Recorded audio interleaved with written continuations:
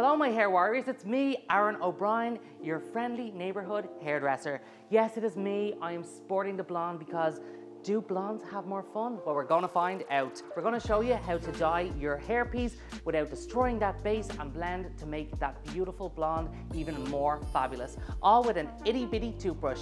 This video is sponsored by my favorite people in the whole world, Lordhair.com, who make all these fabulous pieces to make me look extra sexy and beautiful. Okay, let's get started, so follow me.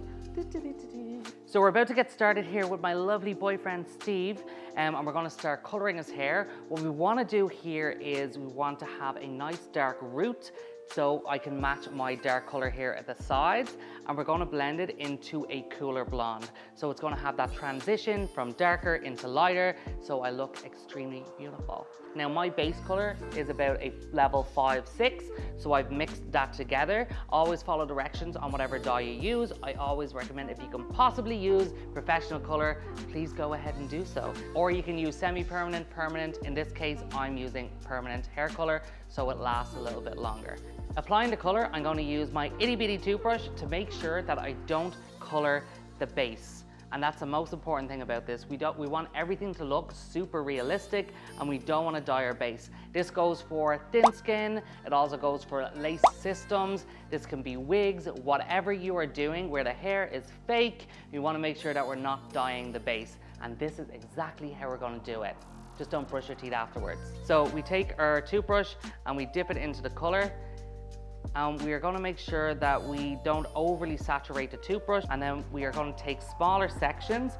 Always make sure that you use one of these grips to place everything away, and you take really fine sections to make sure that the product goes right through the hair and it gets every little piece, because you don't want any patches when it comes to this. You're going to start here about maybe 1/4 of an inch away from the root, and then you work your way up close to the base, but not putting it on the base. Just like that, we're painting up, and we're gonna move it all the way along, making sure that we saturate every piece of hair. So we'll take you to the next steps once I have all this fabulous done. Now that I have all the roots done, which is very tedious work with my little toothbrush, we are going to apply a color just on the very ends. Once we do that, we're going to blend the two colors together by combing it all through. I usually let permanent color on a hair system develop for about 25 minutes. So once you have the roots on, we are going to do what we call a color blend. And I have a level 9 that I'm just going to place on the ends.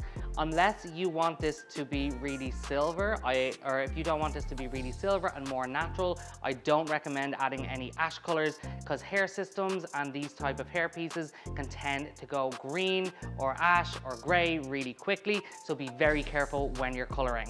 So we're going to take this color, we're going to place it onto the ends. So you start from the bottom and you're going to work your way up to where the root color meets. Then you're going to take your comb and just brush it through to blend the two colors together. This prevents spotting in the hair and creates a seamless melt of color. This is going to create a color melt, and it's going to stop spotting in the hair. And when I mean spotting, I mean patches, because we want this to be as seamless and gradient as possible. Now that the blonde is finished, the transformation begins. Here we go.